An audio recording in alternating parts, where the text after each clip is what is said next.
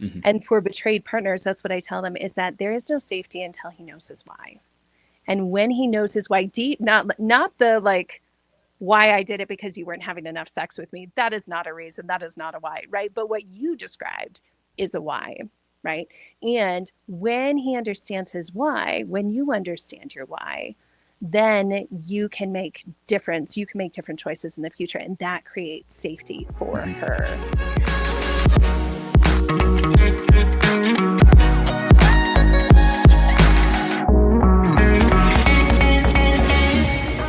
Tammy, I'm going to have you just dive right in and define for our audience what we're talking about when we're talking about triggers, the things that trigger betrayed partners. How do you define that so everybody knows the direction we're going with this episode? Yeah, absolutely. So I actually like the Cambridge Dictionary definition of a trigger, and it's to cause a strong emotional reaction of fear, shock, anger, or worry to someone, especially because they are made to remember something bad that happened in the past. So that's kind of the long thing, but I like that because it talks about the fear, talks about the shock, the anger that comes up with triggers. And it's also referencing the idea that when I'm talking about a trigger, I'm talking about her being reminded of something that you did in the past, not the present, but in the past. But on a more like practical standpoint, triggers, oh man, from a betrayed partner standpoint, they bring you to your knees. They feel debilitating. So I think we all know what that feels like and what that looks like. On both sides. I think the guys know Both exactly what you're sides. talking about. I think the ladies listening know Totally. exactly what you're talking about. So, where I'd like to start is the dreaded topic, and I know the guys are going to kill me for going here, but we got to go there because what I'm about to say is true. A huge part of the healing, and you'll hear this from every betrayed partner, is the value that there is in the relationship when the cheating partner is able to express some degree of feeling and understanding what they have done to the person that they betrayed. I would love to start there because this is, I'd love for you to tell us why psychologically this is so imperative for the couple to heal. And then I'd also like you to speak to, come on, why this is so darn hard, because it's hard, Tammy. It is so hard. Yeah, and for context, I am a betrayed partner. This was my story. 10 years ago, life blew up. We did heal. We did heal, and we're doing great. But it's a hard road. And I think to your point, the why is it important for men to really kind of acknowledge what they have done, to really lean into things? Because let's be honest, that is the quickest path to healing for both sides. Like when men own it, when they empathize, when they get it, when they're humble and do that hard work of like digging deep of why they did this and then leaning into their wife, everyone heals. Everyone heals. He heals and it helps her heal. She can heal with or without you, but if you want to be in the marriage, like you don't want her to have to heal without you. And so if you lean into her, and let's be real practical, if you can empathize with her, that is her fast track to healing. And it's the fastest way to de-escalate a situation as well. So it's kind of important. Yeah, that's it. Now, of course, the elephant in the room. Why is this so dang hard? I mean, this is, I don't know about you, but I mean, this is something I hear over and over and over is even if the guy is able to successfully do it, it's a week later that she's asking for it again. Why is this so challenging for couples, Tammy? Well, I think she needs it over and over again because when you betrayed her, you shattered her world. There's no shame in that. That's just a reality. Like what she thought was true, what she thought was safe and stable, what she thought of you, all of a sudden, all of it feels like a lie. And so she is trying, it's like her heart has shattered now and she is trying to pick up these Mm. pieces one by one and go like, "Oh my gosh." And so she picks up one and she's like, "What about this?" Right? And what about that? And you need to empathize with me on that. And then you might do that. Good for you if you do. That's very helpful. But then she'll pick up another piece and it's not because she is trying to be mean It's not that she is trying to rub your face in it, although there will be anger and there will be times where she will want to rub your face in it. That's part of the normal piece. But she is trying to pick up all of these pieces and trying to make sense of them and trying to put her life back together. Now, for guys, I think you're going to be able to speak better about why this is hard for guys, but it is hard. It's hard to face what you've done. It's hard to face and over again to constantly be like, okay, I have to go back into that place of humility. I have to go back into that place of facing what I did. I have to go back. And for most men, I think honestly, they hate what they have done to their partner and they hate that piece. And so, yeah, absolutely, it's hard for men, but guys, it is 1,000 times harder for your wife because she is the one who is shattered. Amen. So well said. I think, the thing that is always shocking to me, I shouldn't say shocking. It's let me say it this way. One thing that I have come to realize is a big part of our program is we do 2 4-day retreats each year with the small groups of 10. People always ask me, Roland, do I have to do the retreats? I say, yes. If you don't do the retreats, don't come. I mean, that's where you guys are going to, the connection cures this thing, and you guys aren't going to connect on Zoom. It's just very challenging. There's some connection that can happen, but I mean, it's come on, in person's in person. But the thing that I've come to realize, Tammy, is the men I see are not the men they see. And you know how I know that? Because of my own personal experience. When I'll never forget, I was at an intensive. It was on day 4 of the intensive. And guys, everybody listening, if you have not done intensives or in person, like that should just be a staple of your ongoing recovery. You guys are going to kill me to say this, but I'm going to say the rest of your life. I mean, you need to have some sort of, doesn't always have to be a sex or porn addiction intensive. It could be a relational intensive or a trauma. I just got back from Green Shoe like 6 months ago or something. And but these things need to be on your radar. But that's what I kind of realize is I see a different guy than they see. When I see these guys at the retreat, this was my experience. Day 4, I was sobbing like I've never sobbed. This particular intensive, he had this genius arc of talking about all of our trauma, and we broke it down. And then on day 4, he was like, okay, hey, go to the green column. I want you to take everything from the green column and write it over here. And then I want you to write what that did to your wife.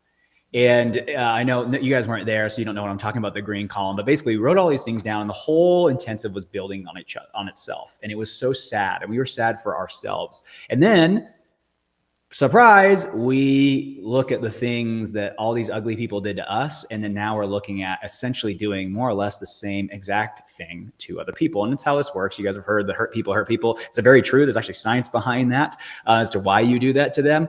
But my point is, Tammy, here they are in the most broken. I mean, you're seeing this guy, just this disbelief of what he has done. I mean, he literally took his own hurt, and then did it to, the person he loved the most, right? And he's just in this broken moment, and everyone is coming around, and there's tears. This happens on the Zoom calls. We have this little accountability app that we use. I see it on the accountability app. I don't think that's happening you can ask the guys. They're not doing that at home. And they've even asked me, Rowan, why can't I do this with my wife? And Tammy, it's exactly what you said. I think that it's so much different when you're talking to the person that you did it to. There's a lot of defenses that are up. Did you experience stuff like this in your relationship? And have you seen this in the guys that you're working with like, they're sad, they're sorry. And then all of a sudden relationally, it's like, it just doesn't come through. Yeah, I think that makes total sense. But to be perfectly clear, I don't work with the guys. I don't work with the couples. I just work with betrayed partners. But my husband is now also a counselor, and so he does work with them, and so we consult on this a lot. And what I've seen, yeah, absolutely, and that is normal. That is normal. You just have to push past it, and you need help with that, because let me tell you, from a betrayed wife's perspective, and that's the best angle I'm going to give you. She needs to see that brokenness.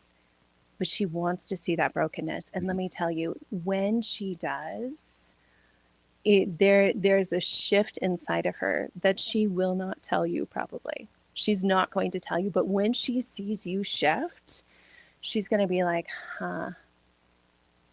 that's different. Mm-hmm.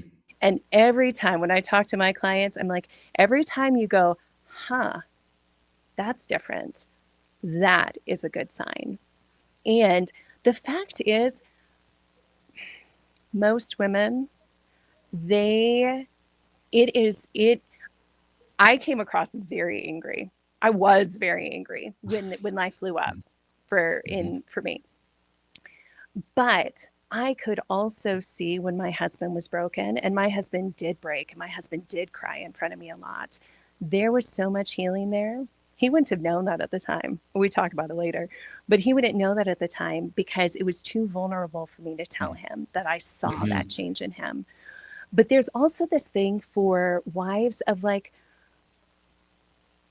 we want to have compassion on our husbands, even when they hurt us, even when they broke. And there's actually a lot of times a battle inside of betrayed women going like, I can't soften to him. I can't show him that I do have compassion for him, because if I do, he's going to hurt me again. And right now, it's super important that she protects herself, especially early on. That's very important. But I want to give you a behind the scenes of when you do that, it is healing. It is healing. And you're going to need guys to like continue to prop you up until you keep going. I know you did that. And she, like, her face was just stone faced and she didn't give at all. And she didn't say thank you and I love you. She didn't say any of that. So you need guys around you to tell you to keep going. But what I can tell you from behind the scenes and from somebody who has experienced this as well and leads many, many women through this process, they do see it. It's really, really helpful. Part of the reason why I suggested signing up for intensives, I signed up for your husband's Know Your Why last year after the conference.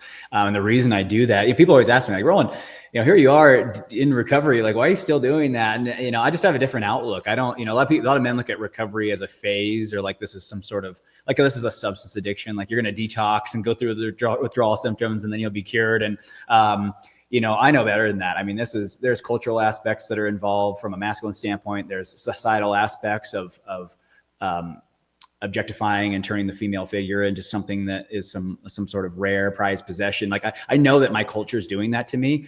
And so that to me is like a step back every day. And to me, if I'm not taking 2 or 3 or 4 or 5 steps forward, that one step back's happening. So I see it different. I'm taking 4 steps forward every day because I know society and just my own personal traumas.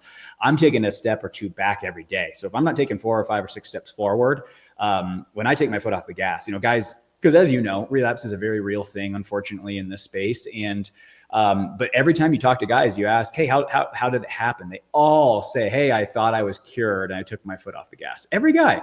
And that a lot of guys, 40% of the guys in my program are here because of their second or third relapse. And they all say the same thing. I need to get into something that's just being done daily, weekly, quarterly. Like, I need to have that rhythm in there. But the reason I bring that up is it's also one of the easiest ways, I feel, for a lot of these men to be able to have one of those connected moments is right when you come home from the intensive, from the retreat.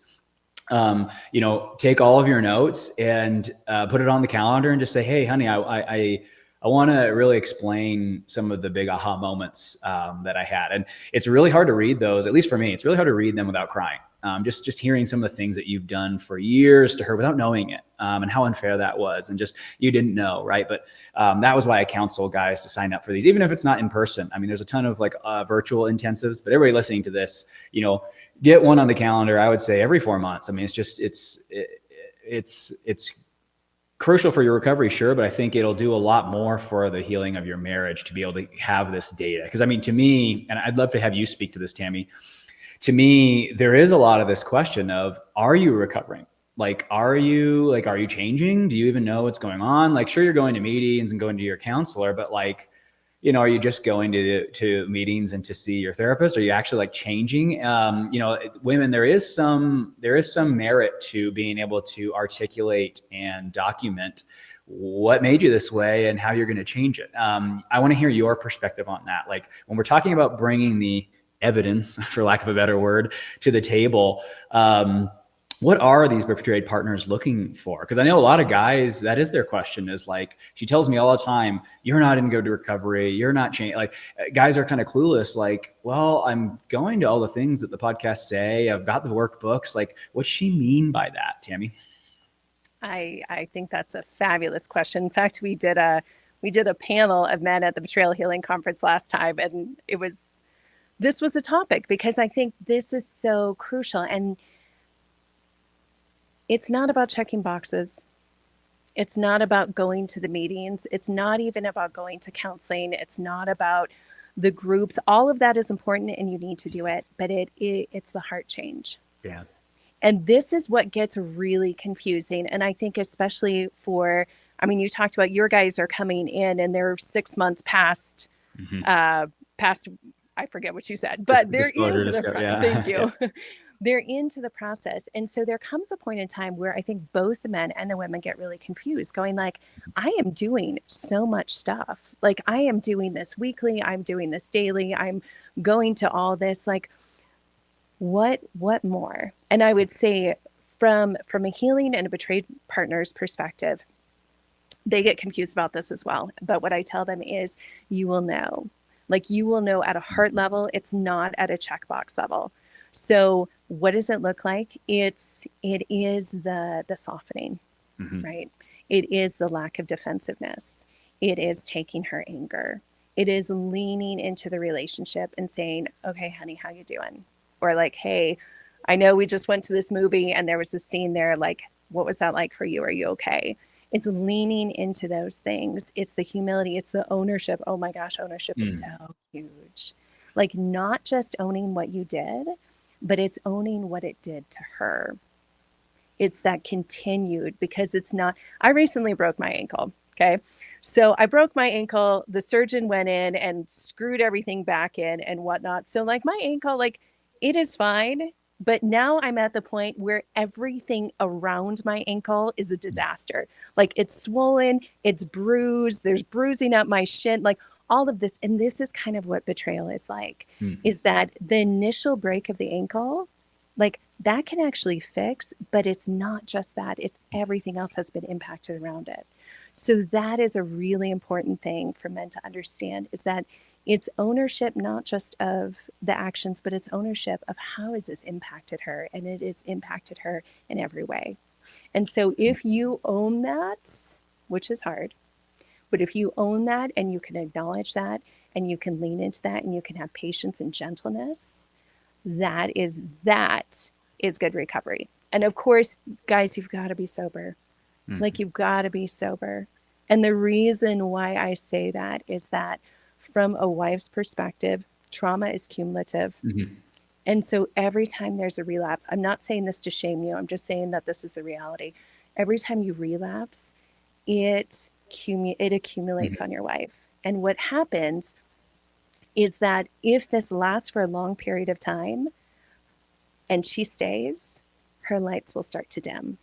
And that, I think, is the most tragic thing that can happen in this whole thing, is if her lights dim. So you just need to know that. You need to know that that's a possibility. And she has got to fight for herself in those situations. But you leaning in with a soft heart and a tender heart, that is actually, that is the best sign of good recovery.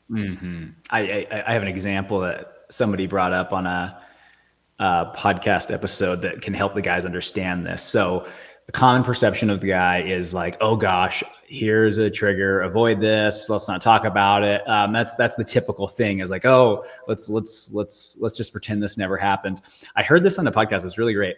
There was a triggering, and every couple listening to this who watches television, which is most of you, knows what I'm about to say. Here's an affair, and it's on the TV show, and it's a very graphic affair, and maybe the scene actually kind of mimics maybe something that you even did. Okay, so it's one of those higher level triggers. I know I did this. I think most guys do this. Like, let's just pretend I'm not affected by it, and then like let's pretend like I'm, and then all will be okay. But I heard this on one of my guests. Her name was Kate, and she said it was one of the more touching moments. Her husband grabbed the remote,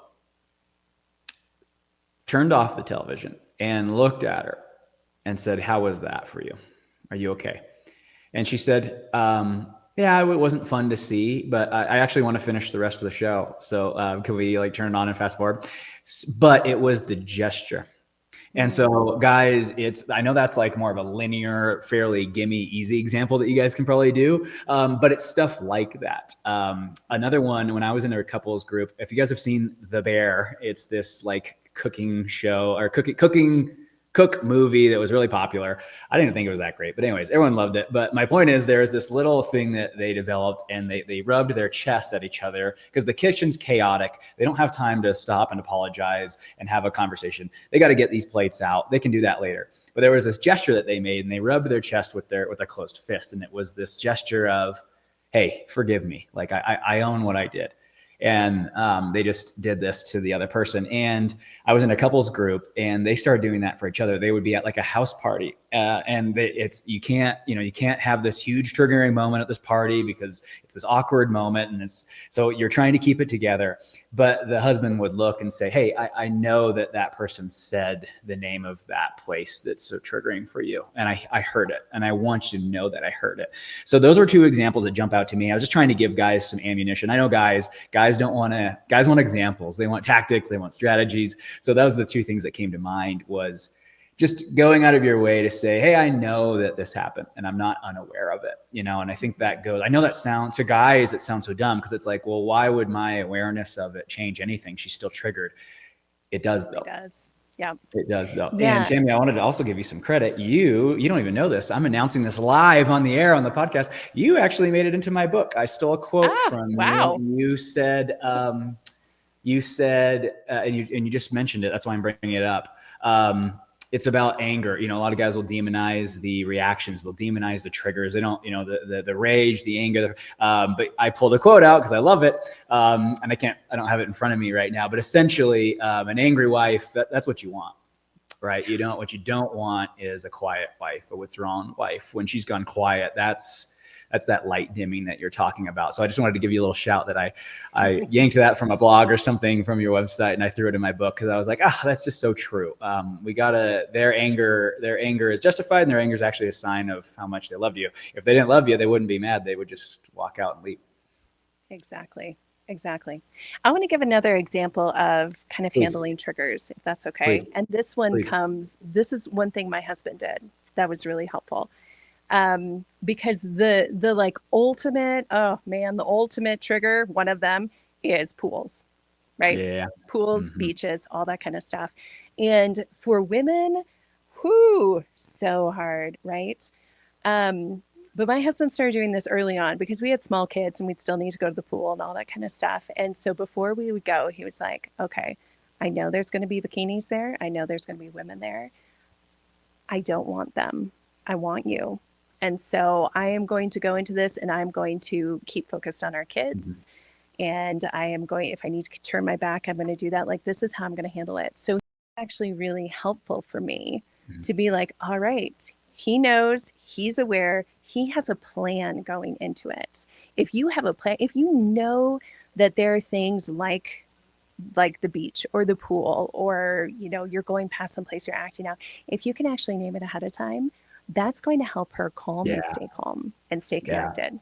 Yeah, the proactive approach. I like that. Yeah, it's really totally smart. And, it was a couple years ago. We used to go on cruises, and I was like, we are never going on a cruise ever again. Like, there's no way I'm going on a cruise. 2 years ago, we went on a cruise. Let me tell you, there were bikinis everywhere. Now we're at a place where it was like, it didn't even faze me. There was not one time on that cruise where I was like, I wonder if he's checking her out or whatnot. It wasn't even an issue. And so I also want to give hope of going, you can heal through these things. You can heal through even some of the worst triggers. Like, you can heal, stay connected, stay talking. And this is one of those counterintuitive, if you don't mind me just going on. Yeah. This is one of those things about triggers that I think is very It's very counterintuitive. When life blew up, I was like, the thing I needed help with the most was triggers, because when they come, they like flood, they take over. It feels like you're back at square one. It feels like every little ounce of trust you have built is just demolished and gone, right? But what I learned over time, and now this far into it, is that two things. One, triggers are spotlights on areas that need healing. Okay. They don't have to be the enemy. Mm-hmm. They are actually not the enemy, although they feel like it for a very long time. We're all going to recognize that. But in reality, they're going like, hey, here's an area that is, there's still a wound there and it's still raw. And so it's like this laser focus of like, if you want to heal more, here's where you need to lean into, and here's where you need to talk through. The other thing about triggers is that they can actually, the farther along you go, they can actually be an invitation for intimacy. Mm-hmm. And I know everybody probably wants to hit me for that one, and that's fine. I would have felt the same way, especially betrayed wives. But here's the thing, is that for the women listening, if he has done enough work and he is safe enough, which is the caveat, but if he's done safe enough work, then when a trigger comes, if you're able to go like, hey, I'm triggered right now, and this is why, and this is what's coming up, and this is why it's hard, and this is what I'm feeling. When you say that, that is emotional intimacy. Mm-hmm. Even if it's not warm and fuzzy, that is like you are opening your heart, you are allowing him in. And even if you can say, hey, here's what would be helpful for me. And guys, it may not come across nice. It may not come across sweet and pretty and all those things. But if she can tell you like, hey, here's something that would help me in this trigger, or if you can ask, hey, is there anything I can do in this? The triggers can actually, in the end, come out as an intimate moment, as a growing intimacy, emotional intimacy. Mm-hmm. So there is a silver lining to triggers, even though it doesn't feel like it for a long time. But they are actually, there's gold nuggets in there if you have eyes to see it and if you're willing to lean into it. Yeah, no, I will. I've heard stories of the first time that couples are physically intimate again after betrayal is actually in the exchange of, hey, you hurt me and this causes this, and then it's acknowledged. And it's the, and it's not rocket science. If you look at the foundation of intimacy, that vulnerability is the piece of it. Both, the guy coming at it from a, I can't believe I did that to you, and I can't believe that that's your world. And then same on the other side of things. And again, I'm not having anybody get their hopes up, but I'm just saying it's practicing that exchange of ownership on both sides, and connecting in it, that actually I've heard has bonded the couple more than anything, which kind of comes back to the very, very beginning of this conversation, which is why is it so important for this exchange to occur? To me, Tammy, I think this is at least in the interim, this is where you guys will connect. I mean, this is the thing. This is the thing on her mind. This is the thing on your mind. Those first couple of years, it is. I mean, this is just front and center, nonstop for both people. So why not connect in it? Why not connect in it? I mean, it's where you guys are at. It's everything, and it's this way because of your love for each other. So just really owning that experience. But I'll say it's hard to do because I think everybody's just so above the line. I mean, they're not getting down to the core of it. And so it just doesn't come off very vulnerable because it's so content filled half the time. So I think that's really where the therapy comes in, is talking to your individual therapist and couple therapist of, hey, how do I communicate this and remove all the content so that it's just pure, raw hurt of what's actually going on inside of me. Because the cool thing is, and couples have experienced this, this, Tammy, when you go all the way down there, it's very difficult for that to turn into a fight, because at the core of it all, it's sad. It's sad for both people, and it's sad in a good way, not in a I'm ashamed that I made you that sad. It's, oh, now that you share it that way, I actually know how that feels. I've felt that way before, right? All right, I got to ask this question. I'm dying. It's my only question I have. Normally, I have a bunch of questions for my guests, and I only had one. Ready? So I want you to actually speak to, we can beat up on the guys when we're done. I want you to speak to betrayed partners around setting. I'm trying to think of how to articulate this, but I'm just going to say it and then you can help me.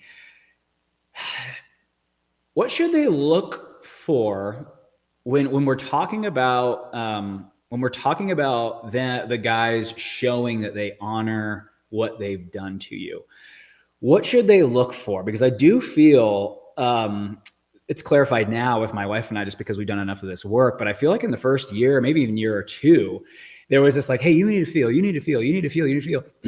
When I would ask her what that was, what that meant, like, how do I show you that?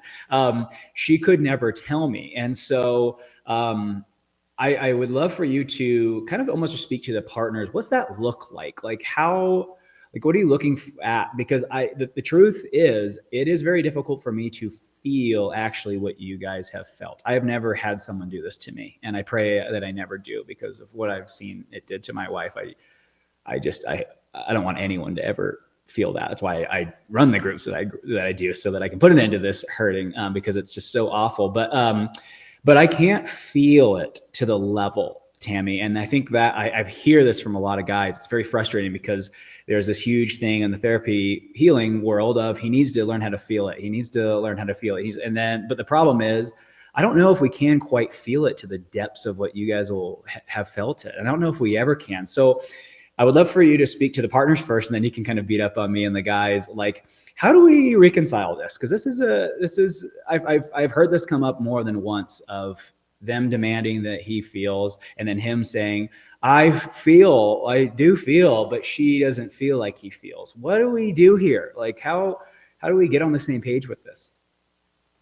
That's a great question. And I'll start talking and we'll see if it's in the right direction of what you're looking for. I'm sure it will be. Because what I'm hearing is two separate things, or what I'm wondering if I'm hearing. Because on one hand, it's I need you to feel, but that is very rarely meaning I need you to feel what I'm feeling, which sounds counterintuitive. I like because that. Because you're right. You can't ever feel the depths unless you've gone through it. Like, you can't feel that to that depth. So you can't feel what she is feeling, but I think that's where the empathy piece comes in, of like, my husband has this great analogy. He has these tuning forks, and he gets one going and he taps one. Mm-hmm. And if you hold the other tuning fork close enough, maybe you've seen this on the webinars or something. Mm-hmm. If you get the other one close enough, it starts to vibrate in the same frequency. And so that's kind of the idea of putting yourself in her shoes, as far as the empathy piece goes, putting yourself in her shoes and using your imagination of like, what would this be like? And the only way you can ever empathize with her, like get in her shoes and go, wow, like, I imagine that was terrifying for you. I imagine that if I put myself in your shoes and we're going to the pool, let's just go back to the pool. Like, if I put myself in your shoes, I think that would be so terrifying, and it would be so hard, and you'd be wondering the whole time, like, am I looking at other women or not? And then you're like probably comparing yourself to these other women, and like you're having to fight that. So you're having to fight that, and you're there with your kids and with our kids, and you're trying to like parent them, and then you feel bad that you can't. Like, it's getting into her shoes and kind of understanding, like, you will never feel exactly what she's feeling, but you can empathize with her. But the caveat is, you can't feel or empathize what she's feeling unless you feel your own emotions. Yeah. And so that's the piece of it where it's like, if she's asking you like, hey, I need to see you feel your own emotions and then feel her emotions, being the two separate things, but you can't feel her emotions if you're cut off from yours. This is a great place, because I'd like us to get I always try to end tactically, because I know these guys, they want to be told Sure. what to do. Tell me how to act on this. So this is a great place to end.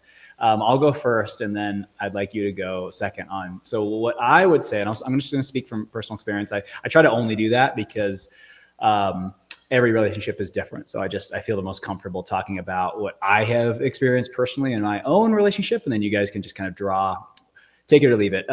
So where things really shifted for us in this, when we're talking about this arena, Tammy, was when I took recovery into my own hands.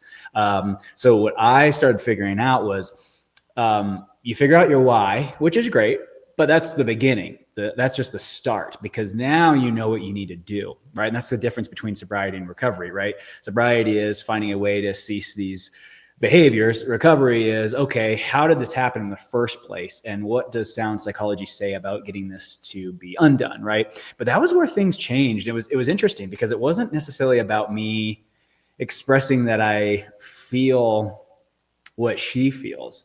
It was more of an honoring what has been done. And the best way that I knew how to honor it was, okay, I get how this happened through, my big things were two big things, a global distrust of people to meet my needs. And so, which causes me to have a grandiose infatuation with my own ability to get them met, which is really how all this came about. And then the second piece that really came about was a desire to be seen, validated, superior, wanted, important, essentially. Again, where does that stem from? Everyone knows that, inadequacy, right? A question and wondering of my own worth, right? So if those were the two big values, right? A lack of inherent worth without doing things to be able to prove it. And then also just a global distrust of humans, that they are all in it for themselves, and that gives me a hall pass to be able to be doing the same. I really took ownership over that. And so I even ended up leaving the sex addiction space, and I ended up going to just relational broken men retreats and scouring, doing my own research.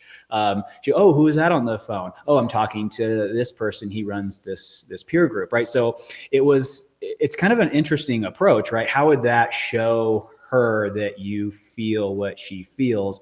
But it does, though, because here I am in my office on my own time, not asking her for permission. I am hunting for how to remove these two really brutal core beliefs out of my life that caused this whole thing to happen in the first place. And that was when it really changed, because it was like, it sent a very clear message to her, which is, hey, I know how this happened, and I don't know how to fix it, but I'm going to find people who do know how. So that's my little tip for guys is, you got to get out of the whole checkbox thing, and you got to start driving the ship, because therapists mean well, but they shine at their best when you bring data to them, and then they use their expertise to help you. So I don't sit back and wait for them to fix you. Take the wheel here. Ask questions, read books, bring this stuff up. Again, the more you can equip your therapist to help you and your peer group to help you, the better. But it really needs to be, you need to be driving the recovery ship. And I think, to me, at least in my experience with my own wife, that made the biggest impact on our relationship, because it sent a very clear message. So that's my tip for advice. Tammy, what would you say to these guys to crack the code for this whole thing? Well, first of all, I just want to reiterate what you said. Like, when you show initiative like that, and when you dig deep to understand your why and like how do you heal that creates safety. Mm-hmm. And for betrayed partners, that's what I tell them, is that there is no safety until he knows his why. And when he knows his why deep, not the like, why I did it because you weren't having enough sex with me. That is not a reason. That is not a why, right? But what you described is a why, right? And when he understands his why, when you understand your why, then you can make different choices in the future, and that creates safety for mm-hmm. her. So, so I just think that's I think that's so crucial. Mm-hmm. How to crack the code. Whew. That's, boy, you ended with a doozy. I like, let's, if I can further hone it in, how about Please. You speak to that piece? How about you speak to the why piece? Like, if you're going to give a guy a tangible action, if they're going to really be able to articulate that in a way that they can start driving the ship, because that's what I think. I think a lot of these guys, I don't think they mean to not drive the ship. I think they just don't know how. What's the takeaway that you would have them there? I mean, how do you find out your why? What are some actions that guys can do that? Because again, if it's not articulated and really put down on paper, it's hard to keep just like talking about your childhood trauma in circles, because you'll get somewhere, but sometimes it takes forever. But yeah, speak to that exact point, because I know you do talk about that quite a bit. So what can guys do from a tactical standpoint to get there? Well, I think it does go back to childhood, right? Not to be cliche and not to say that everybody has had massive, but it does, because that's where we all learned, quite Mhm. frankly. That's where we all learn these coping skills. That's where we all have our wounds. So one thing that I find helpful, and this is something I use in the counseling realm in my counseling practice, not specifically with betrayed men, but it's helpful to do a childhood template, what Yeah. I call a childhood template, of going like, okay, what were the spoken and unspoken messages you got Yeah. about your worth? What about sexuality? About money, about relationships, but particularly about like, how do you get love? How do you all of that? Like, what are the spoken and but really the unspoken messages that you got? Because those things will drive you. They will drive all of us when we don't realize it. It's like an Mhm. imprint on wet cement, right? Mhm. So it's like the Mhm. imprint, and then we drive out of that not even realizing that it's there. So practically, that is one thing you can do, is you can sit down like, okay, where are the key areas that like I know I Mhm. have issues? So go, what are the spoken, unspoken messages that I got? And maybe a therapist can help you with that. Maybe you can bring that to your therapist. Yeah. But when you start to do that, then you can start to go, okay, if that's what's driving me, now that I know that, now that I've named it, now I can take Mhm. some power over it. I Mhm. can make the choice of whether or not I want to continue to follow that script or not. And it's also important because even if you decide, no, I don't want to, you have to know that that is going to be, it's like a pull back to it. We all have our vulnerable areas, like our trigger buttons, that it's just like, if we are not well, if we're not doing well, if we're hungry, if we're lonely, if we're all that kind of stuff, those are the things that we will naturally default back to. Mhm. So you have to be aware of them and just know that, and then have a plan to move forward on that and go, okay, when I know that this area is a button and that it can suck me under really fast, and then how I act out of that is not good, right? So then you can come up with a plan around it, as far as how am I going to do that differently? Who am I going to reach out to? Mhm. But that's an exercise that you can start to do that doesn't send you wallowing back in the past, because we don't want to just cycle in Mhm. childhood stuff. We don't. But we do need to be super aware and Mhm. informed about it so that we can make different decisions and know how we're going to need to fight it in the future. Mhm. Yeah, you said it really nicely, because I like how you articulated that. Find your why. But again, I think a big flaw is, oh, I found my why. And then there's not this like, yeah, but how does how did that turn into what you believe? And then again, kind of what does sound psychological principles say about changing that? Because that is, like, guys come back with their why and they're like, see, honey. And it's like, yeah, that's the starting point, bro. Like, now it's okay. How are you going to prove to yourself and to her that understand how to change that? Because it's, that's where things start to become, that's where I'm not going to say the hard work. That's where the work starts. Right. I say hard because it takes time, because I've been rehearsing that story for decades upon decades. Well, Tammy, what's the best way to interact with you and your husband? Talk to us about some of the stuff that you guys have available for both partners and for the men. Yeah, so for me, betrayalhealing.com is the best way to connect with me. And again, I work with betrayed partners. That's my passion, in helping them heal. And so I have retreats and the conference and book coming up and all sorts of stuff. So, but my husband, he has his own practice and his own business, and it's tenderheartedmen.com. And that's actually what his tagline is: helping men feel and relationships heal. So he has a Know Your Why workshop. He also has a couples workshop now, so you can check that out. Um, and the thing, just to brag on my husband a little bit, he does a beautiful job working with couples where he can keep them both safe and connect both of them. And for wives, that's super important Mm-hmm. to know that you're going to go in and you're going to be safe. So and then the other thing is that together, actually, the only thing we do together is we do a monthly webinar Yeah, called Both cool. Sides of the Story. So that's us. That's us. Yeah, I will include the link in the show notes so you guys can migrate over to Tammy's world. And for those of you who missed the conference, Tammy, what are their options now? Are they able to purchase a recording after the fact? How or do they have to sit around and wait for next year? Well, kind of have to sit around and wait. Card is closed right now, but next one's going to be in January, next Cool, January. cool.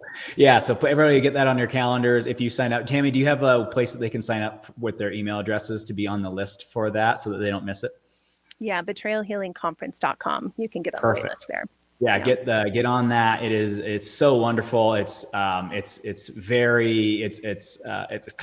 extremely affordable. I mean, Tammy's mission there is just to get the information out, and she brings everybody and anybody on. It's just such an awesome thing. My wife and I watched we watched the recordings instead of watching like Netflix in the evening. So we would just kind of digest them slowly, spread out over time, just to have something safe and fun. And that was my idea, and that idea went miles. So just little things like this, guys. The more things you can think of to try to introduce some safety into the marriage, it goes a really, really long way. Tammy, thank you so much for what the two of you guys are doing for this. I've always gravitated towards the both of you because like a lot of people have been betrayed, now it's just, this is not talked about. There are a lot of men who probably would have gotten help if they even knew that this was a thing. There are couples who probably would have gotten help if they knew this was a thing. And so I just so much love your mission of getting this to be a household topic. It's just, cheating and infidelity is far more prevalent than anyone's pretending it is. It's a really, really big problem, way bigger than everyone thinks.